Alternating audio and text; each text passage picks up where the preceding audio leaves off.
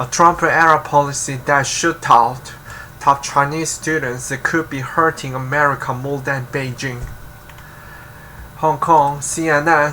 When Dennis Hu came home to China for the 2020 Lunar New Year, he thought it would be a brief visit. He planned to enjoy the festivities with his family, renew his United States visa, and then head back to Boston to continue the fourth year of his doctorate in computer science in Northeastern University. But a year and a half later, he's still stuck. And he has no idea when he will be able to return to the US. Who is one of more than 1,000 Chinese students who spent years working toward studying at the US university, only to have their studies stalled, first by COVID and then by the ambiguously worded visa ban imposed under the Trump administration. Faced with the perceived threat of Chinese students conducting espionage on US soil amid heightened tensions with China, and then US President Donald Trump introduced the ban that effectively prevents graduate science, technology, engineering and mathematics students from several Chinese universities from gaining visas to the US, the world's biggest research hub. But the Chinese students affected say they aren't spies at all, and some have become so frustrated at the lack of clarity that they are crowdfunding for the lawyer to start legal action against the US government. The ban is based on the simple presumption: if you have been to a certain school, you will be targeted and labeled as a spy. Who said, "I think it's a policy of discrimination based on the nationality." The combination of the ban and the pandemic have led to a complete derailing of students' studies, their careers, and their lives. Dennis Hu is in Boston, United States. Experts say the issue goes far beyond the individual students who are directly impacted, warning that shooting out international graduate students who contributed to important STEM studies could have implications for the quality of American research. It could also impact the ability of US institutions to recruit Chinese students and exacerbate the already fraught relations between the two countries. COVID and a visa ban. For the first few months of last year, a US travel ban to stop the rapid spread of COVID prevented Hu from returning to the US from his hometown in China. Then last May, Hu's problem turned political. For years, US intelligence has warned that China is using students as spies to steal American secrets. The Australian Strategy Policy Institute, the independent think tank, say recruiting students is a part of China's military-civil fusion strategy of using civilians to boost its military power, something that has been increasing in past decade. The ban is based on the simple presumption: if you have been to a certain school, you will be targeted and labeled as a spy. I think it's a policy of discrimination based on nationality. Dennis Hu. With more than 370,000 Chinese students in the US, almost twice as many as any other source country, US authorities are faced with a major dilemma: how to strike the balance between protecting America's open academic environment and mitigating the risk to national security. It is estimated to be concerned about vulnerabilities within universities, said Robert Daly, the director of the Wilson Center's Kissinger Institute on China and the United States and a former US diplomat in Beijing. But he adds it has to be measured against the numerous benefits you've had from the brain drain contribution of Chinese students and scholars over the past 40 years in the United States. Beijing has called the claims of Chinese students espionage groundless, arguing that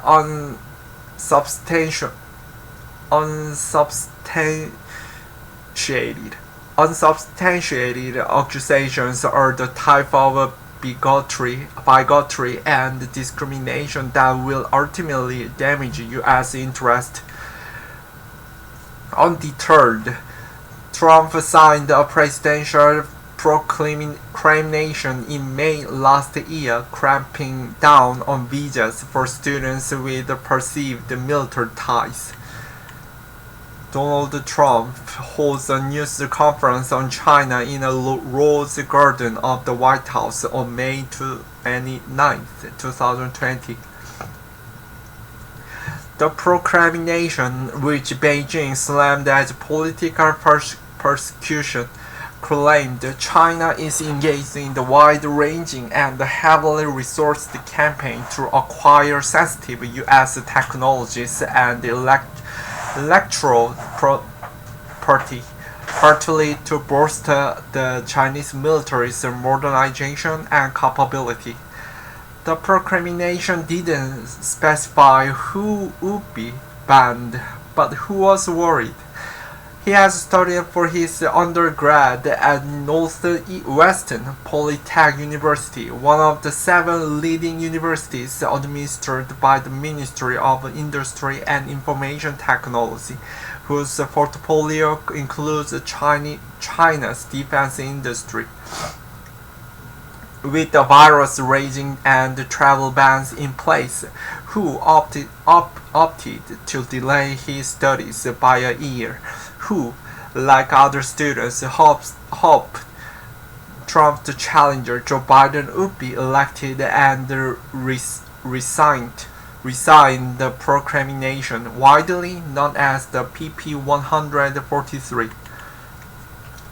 But while the Biden administration resumed issuing student visas to Chinese nationals in May, it has continued to defend the proclamation. This month, a U.S. State Department spokesperson told CNN the policy is narrowly targeted as it affects less than 2% of Chinese students' visa applicants and is needed to protect U.S. research enterprise and national security interests. That leaves the Hu in limbo. If he applies for a new U.S. visa, he fears he will be asked about his university record and then rejected under PP 143. Students cut off. It took Carrie Pong years of study before he was accepted to the PhD program at the University of California, Davis, a full scholarship, and only 10 minutes for his dream to end at the U.S. Consulate General in Shanghai last month. Initially, Fang tried to play down that he had studied at a college linked to the China's military. After all, it was 7 years ago, and he had a letter of support from his U.S. university. But as the staffer at the U.S. consulate pressed him for answers, and the 30-year-old admitted he'd studied at Harbin Engineering University, another leading university affiliated with China's military, MIIT. The staffer talked with her supervisor, then began typing. A few minutes later, he said she handed him a refusal form and told him, because of the presidential ban, you cannot get a visa now. I graduated from university 7 years ago and the ban still won't let me go, Fang said. If the U.S. wants to target China, it should not target a specific group of people, and it should give the power to the visa officer so that the officer can make his own judgment rather than doing it in this broad brushstroke manner. the U.S. consulate in Shanghai, China on July 23, 2020. One who CNN's only referring to by his last name due to his fear of repercussion, had a similar experience where he went to apply for his visa in May to pursue a master's degree in electrical and computer engineering. The 24-year-old knew Trump had signed something related to Chinese students the year before, but he didn't think it would impact him. One was only asked 2 questions at the consulate in Guangzhou: where had he gone to undergraduate school and what was his major. Once the visa officer heard the name of his school, Nanjing University of Aeronautics and Astronautics, another MIT-affiliated university, her facial expression changed, he said. She stopped asking questions and kept typing. After a minute or 2, she told him his visa was rejected and handed him a piece of paper stamped with the same code, PP143. Are the students spies? Since the policy was imposed in May last year, at least 10,000 students have been banned under the proclamation, the U.S. State Department said last year. The State Department has not replied to UCNN's request for updated figures on students affected. Some refused a visa, while others had their visas revoked and were expelled from the U.S. Many others may have decided not to apply for a visa due to the ban. CNN reporter explains why the U.S. revoked Chinese students' visas. China's Ministry of Foreign Affairs has argued the U.S. to withdraw its visa restrictions. Last month, the Chinese Foreign Ministry spokesperson Zhao Lijian expressed a grave concern that some Chinese visa applications have been denied. They are of great significance to enhancing mutual understanding between the two peoples and promoting the steady development of China-U.S. ties, Zhao said, adding the U.S. visa restrictions carry on a poisonous legacy of the Trump administration and run counter to the U.S. statement of welcoming Chinese students. Chinese officials raised the U.S. visa issue at recent high-level talks with the U.S. counterpart in Tianjin, according to Chinese state media. China's denials are in part undermined by several cases of espionage prosecuted in the U.S. In recent years, for instance, student Zhao Song was charged with attempting to smuggle biological research to China, and Chinese electrical engineering student Ji Chao-kun was indicted by a grand jury, accused of acting as an illegal agent. Institutions with strong military and security links are disproportionately implicated in theft and espionage, according to a 2019 Australian Strategic Policy Institute report. But the U.S. has tended to overstate the threat, said Daly from Wilson Center's Kissinger Institute on China and the United States. The Department of Justice said it does not track data on cases according to race, ethnicity, or nationality.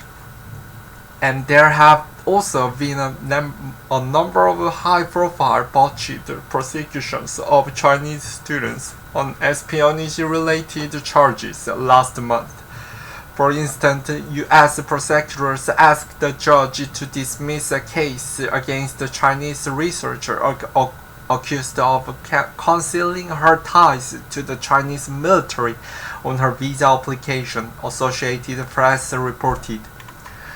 While Chinese espionage is undoubtedly taking place on U.S. soil, the current policy is arbitrary and sweeping, said Eric Fish, author of China's Millennials, the Want Generation. The universities being targeted aren't military universities purse. They are civilian universities with thousands of students, most of whom have nothing to do with the military, he added.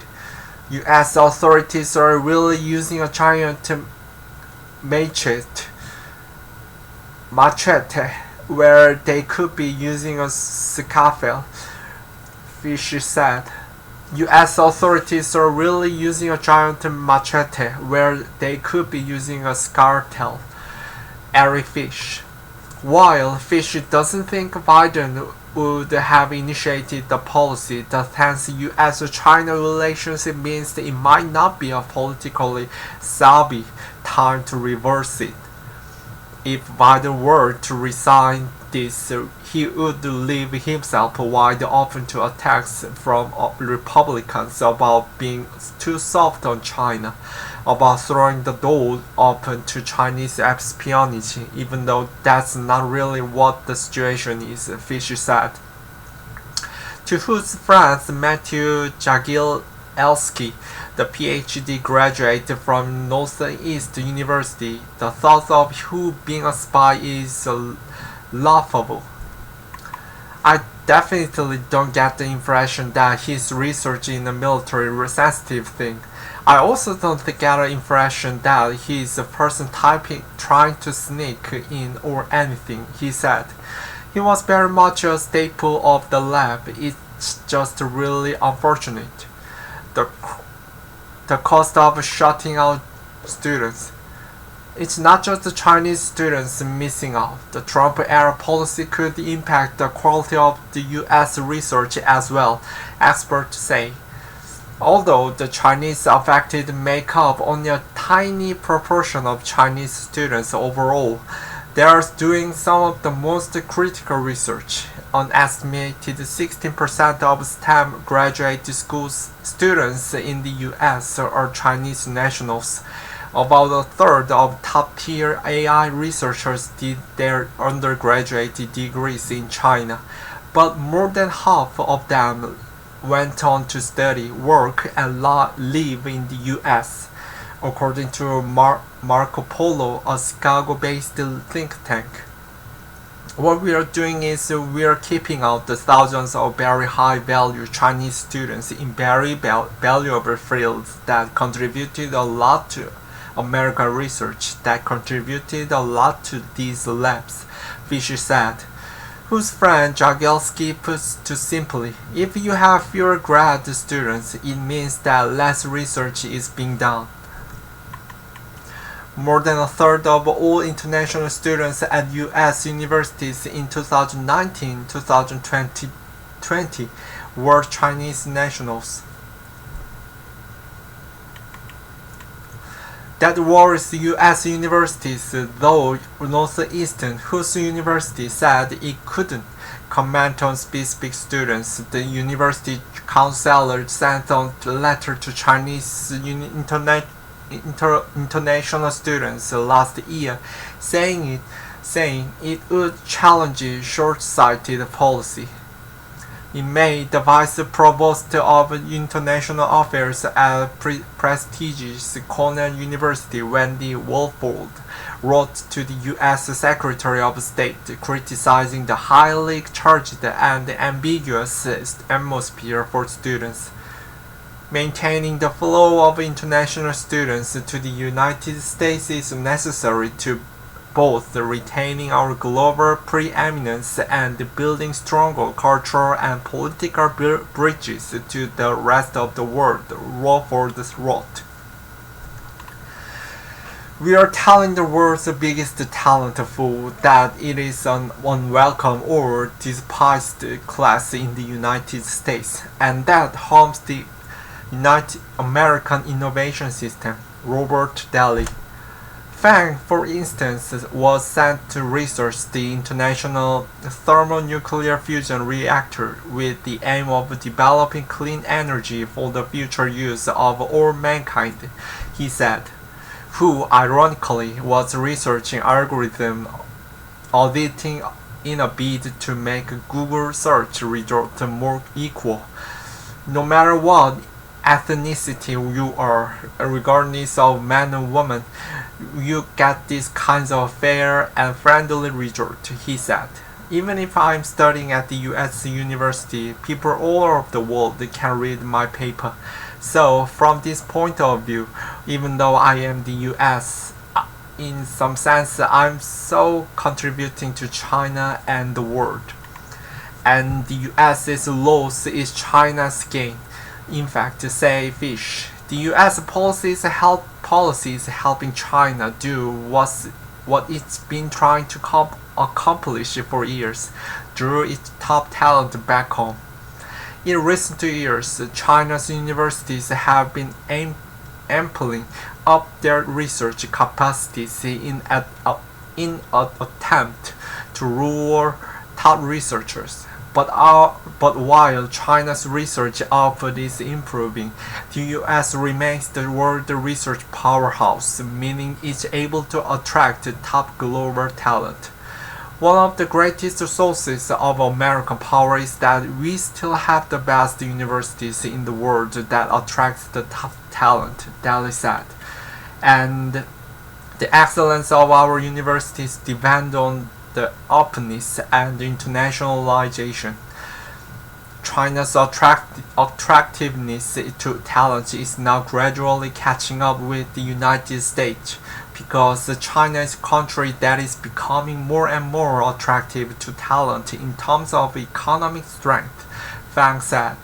If the United States does not maintain the academic superiority, this part of it, the international talent will be lost, and the lost talent may go to China. While concerns about espionage are legitimate, the scale of the threat is unclear, and that makes it difficult to balance the potential loss of US intelligence against the benefit of Chinese students. It's not that there's no issue that concerns given everything you know about China are legitimate, said Daly, the former US diplomat in Beijing, adding it would be better to target students from sensitive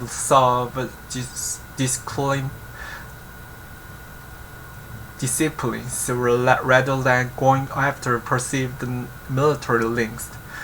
We are telling the world's biggest talent pool that it is an unwelcome or despised class in the United States, and that harms the American innovation system, Daly said.